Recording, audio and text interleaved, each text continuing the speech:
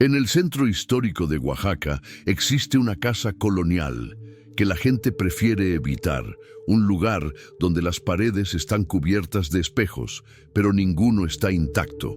La leyenda dice que no debes mirarte en ellos, no por superstición, sino porque esos vidrios rotos no te devuelven tu reflejo, sino una versión distorsionada de la realidad que puede atraparte.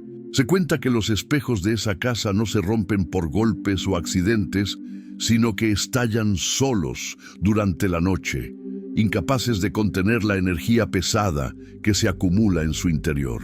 Un hombre decidió entrar a esa casa, no para saquearla, sino buscando un objeto muy específico que supuestamente estaba escondido detrás de esos fragmentos afilados. Pero lo que encontró en la oscuridad no fue solo un tesoro antiguo, sino una verdad aterradora sobre por qué esos espejos se niegan a mostrar una imagen clara. Hoy te voy a contar qué sucedió esa noche dentro de la casa, qué es lo que realmente vive en esos reflejos y por qué hay puertas que jamás deberían abrirse. Deja tu like para que el canal siga creciendo contigo y suscríbete para que estas historias lleguen siempre a tu pantalla y no te pierdas nada de lo que preparo para ti. También comenta aquí abajo desde qué país me estás acompañando hoy, así puedo conocerte un poco mejor y seguir trayéndote relatos que realmente te interesen. Prepárate, porque esta historia te va a hacer pensar 2 veces antes de mirarte en un espejo antiguo o de entrar en una casa abandonada. Ahora ponte cómodo y apaga la luz, que comience la historia. Llegué a Oaxaca con el medallón de Isadora, quemándome en el bolsillo y una determinación que no había sentido en toda mi vida académica. El viaje desde El Paso había sido largo y agotador, pero cada kilómetro me acercaba más a las respuestas que necesitaba desesperadamente después de lo que había visto en aquella casa de Texas. Oaxaca me recibió con su vibrante mezcla de colores coloniales y cultura indígena, un contraste marcado con el desierto árido que había dejado atrás, pero yo no estaba allí para hacer turismo. Estaba buscando algo específico, algo que las leyendas llamaban la Casa de los Espejos Quebrados. Y después de hacer algunas preguntas discretas en mercados y bibliotecas locales, finalmente encontré su ubicación en el centro histórico. La casa era imposible de ignorar una vez que la encontré.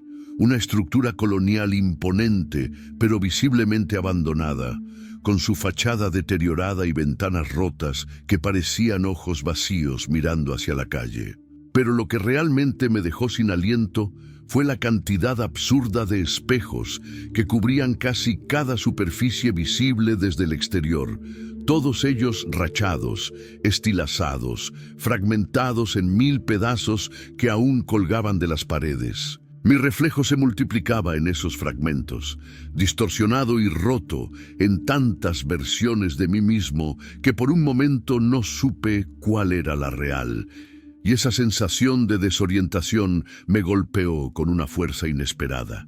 Traté de mantener mi distanciamiento académico, recordándome que estaba allí por un artefacto específico mencionado en el diario de Alonso de Vargas, no por fantasmas ni supersticiones locales. Pero incluso mientras me decía eso, una parte de mí sabía que después de lo que había experimentado en El Paso, después de tocar aquel umbral y ver el otro lado, ya no podía fingir que era solo un investigador objetivo. La puerta principal estaba entreabierta, como si la casa misma me estuviera invitando a entrar, y cuando la empujé, el chirrido de las bisagras oxidadas resonó en el silencio de una manera que me erizó la piel.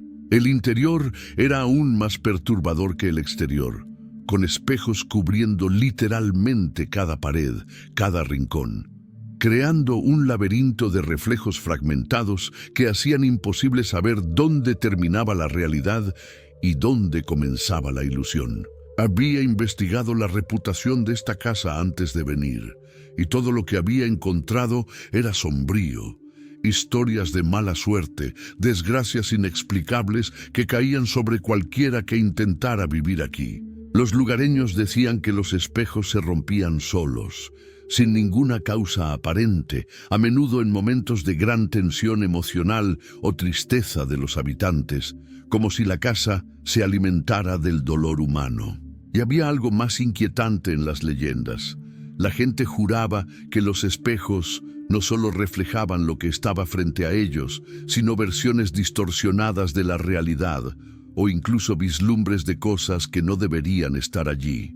Algunos hablaban de haber visto su propio futuro en esos reflejos, siempre oscuro, siempre trágico, como si la casa quisiera advertirles de lo que vendría o tal vez estuviera mostrándoles lo que ella misma causaría. Intenté racionalizar todo esto mientras caminaba por los pasillos polvorientos. Casa antigua, inestabilidad estructural, ilusiones ópticas causadas por la luz refractada en superficies irregulares.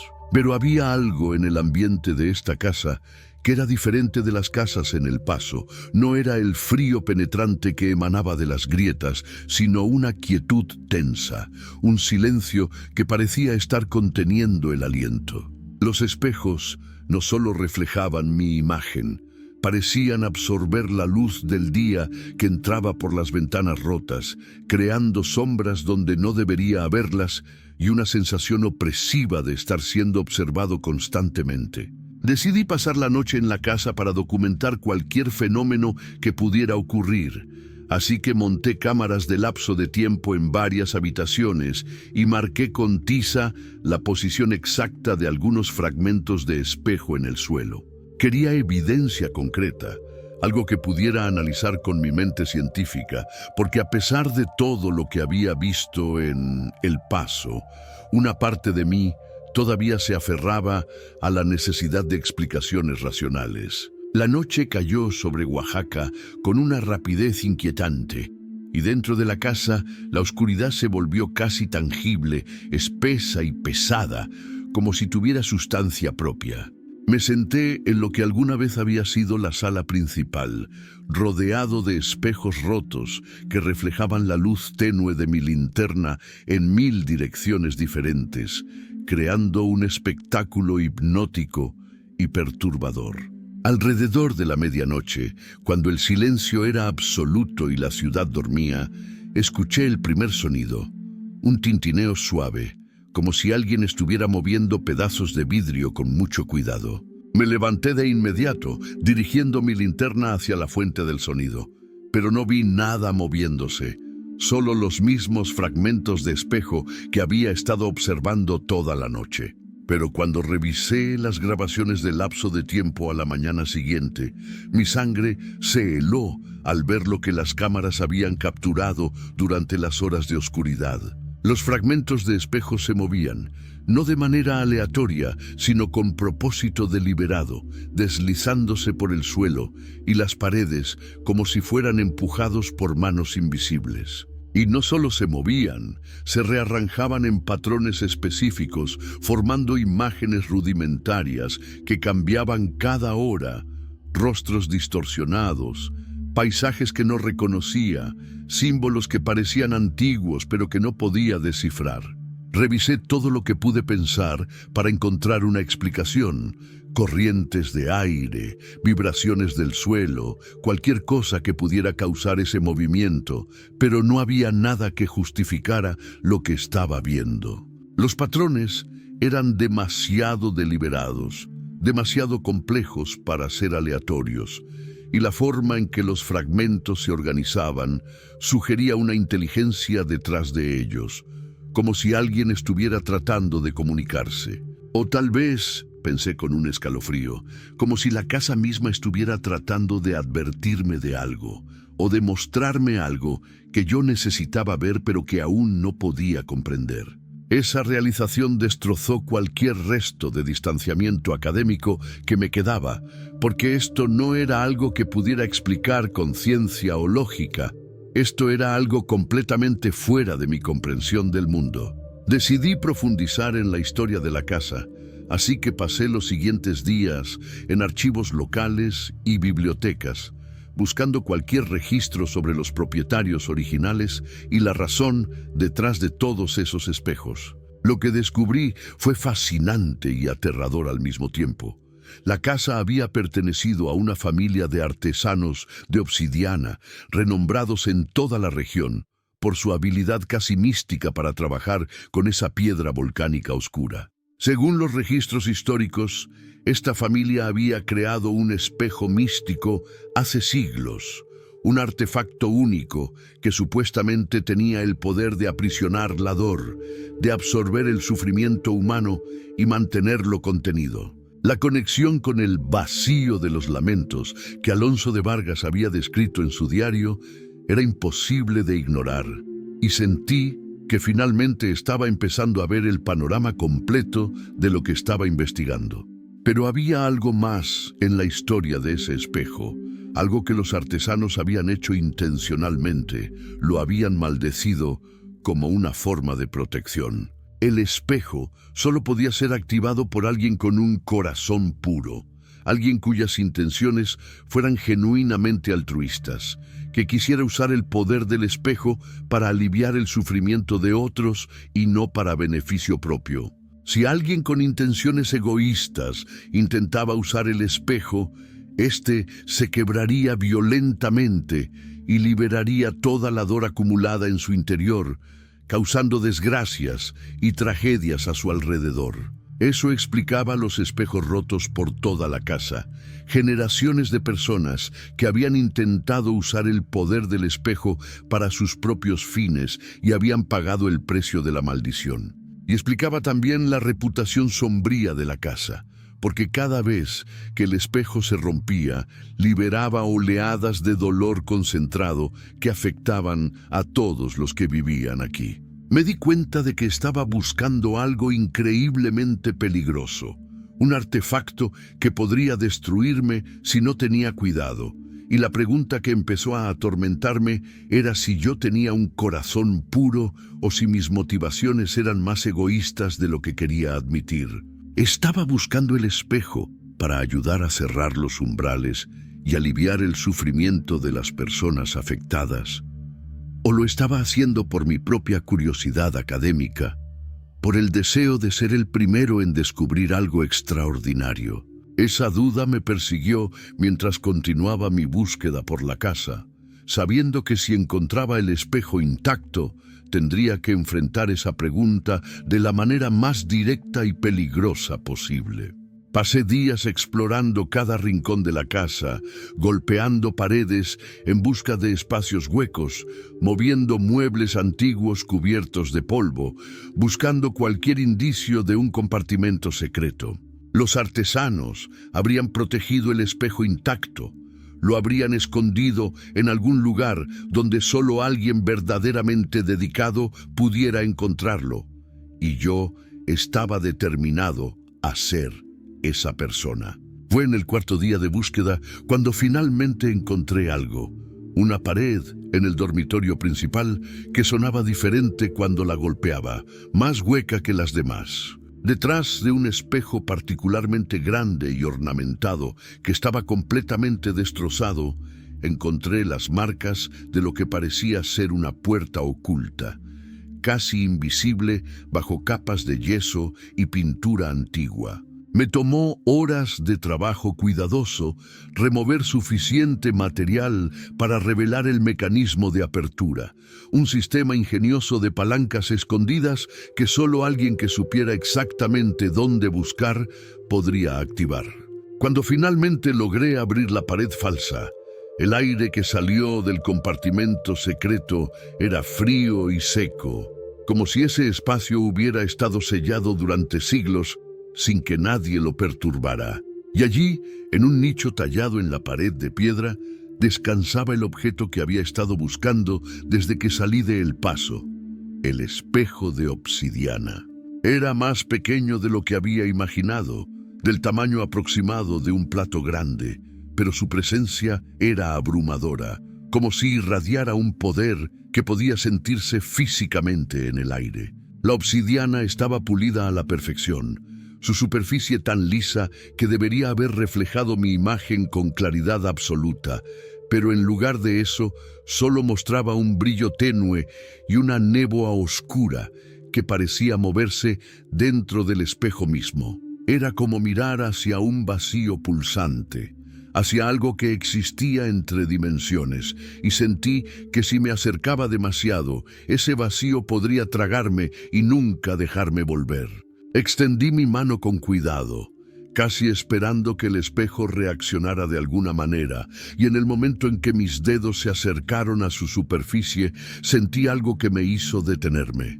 El medallón de Isadora, que había estado llevando en mi bolsillo desde que salí de El Paso, comenzó a calentarse de repente, pasando de temperatura ambiente a un calor intenso en cuestión de segundos. Lo saqué rápidamente del bolsillo y lo sostuve en mi palma, observando con asombro cómo el símbolo grabado en su superficie parecía brillar con una luz tenue, respondiendo a la presencia del espejo. La conexión era innegable. El medallón y el espejo estaban vinculados de alguna manera, y supe en ese instante que Isadora no había encontrado ese medallón por casualidad. Todo estaba conectado en una red de artefactos y umbrales que se extendía por siglos. El medallón no solo se calentaba, ardía en mi palma con una intensidad que rayaba en el dolor, pero no era el calor de una quemadura física, era algo más profundo, como si estuviera resonando con una energía ancestral. Sentí que el medallón era una llave y el espejo era la cerradura que había estado esperando durante generaciones para ser abierta. Y yo estaba parado en el umbral de ese momento, literalmente sosteniendo el destino en mis manos. Mi mente racional me gritaba que me detuviera, que no sabía lo que pasaría si combinaba estos dos objetos, pero algo más fuerte me impulsaba hacia adelante, una necesidad de saber, de entender, de completar lo que había comenzado en El Paso.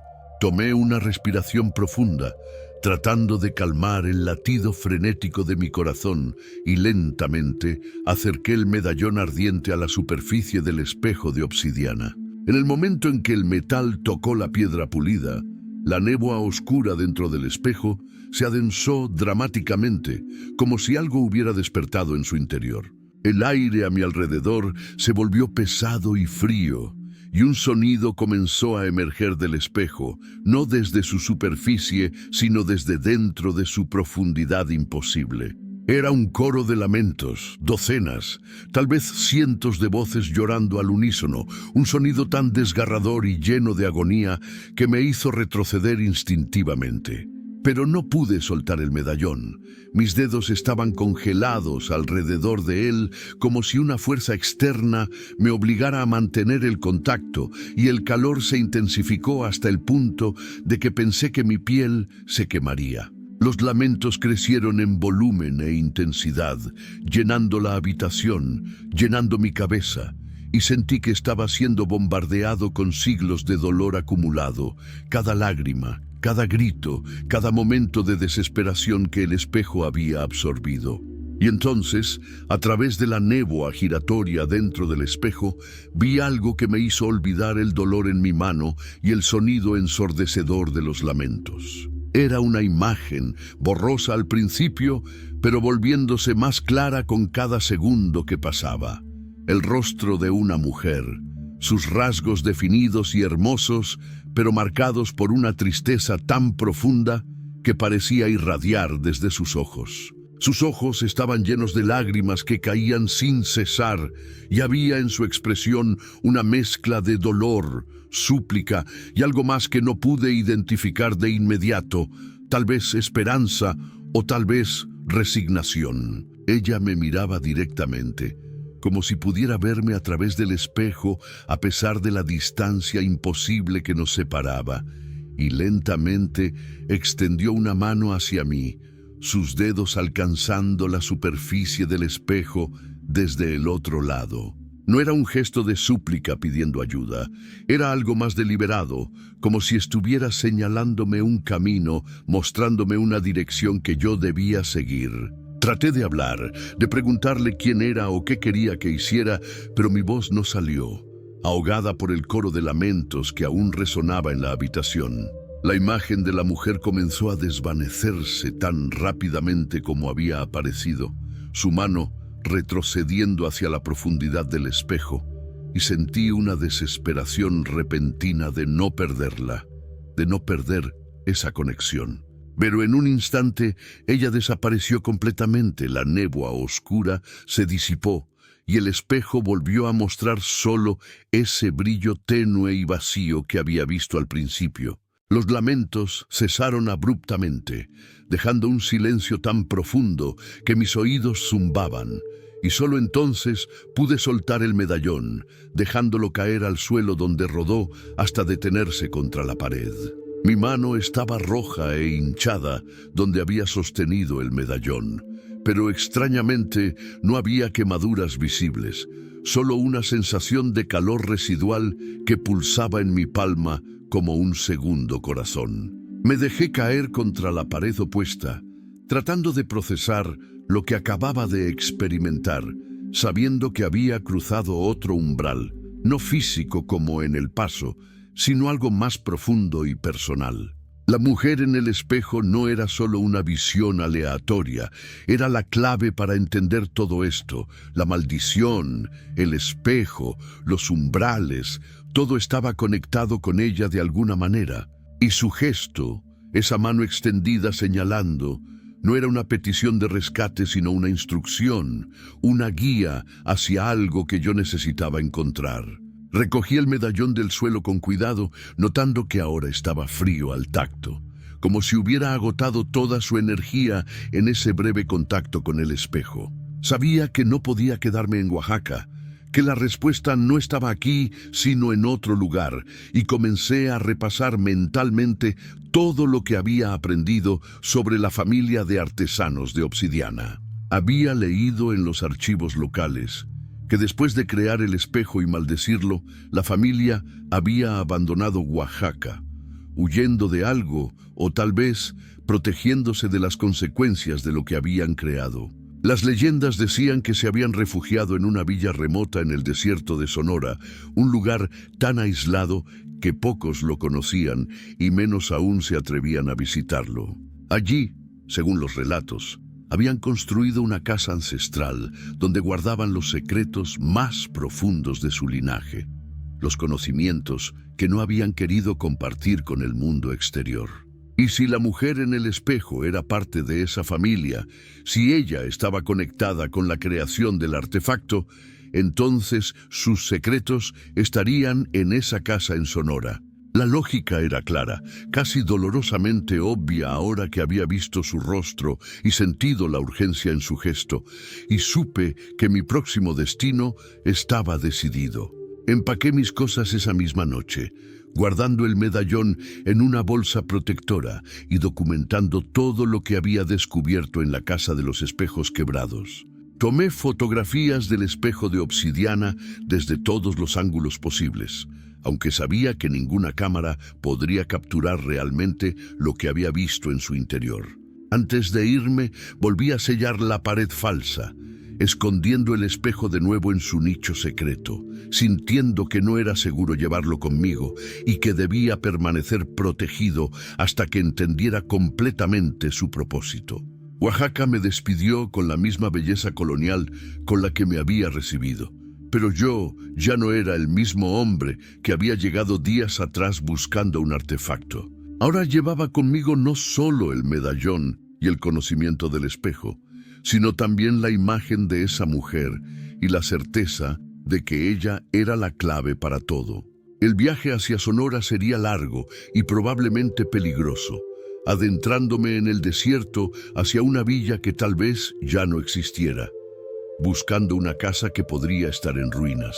Pero no tenía otra opción, porque el medallón en mi bolsillo, aunque ahora frío, seguía pulsando con una energía residual que me recordaba constantemente la conexión que había establecido.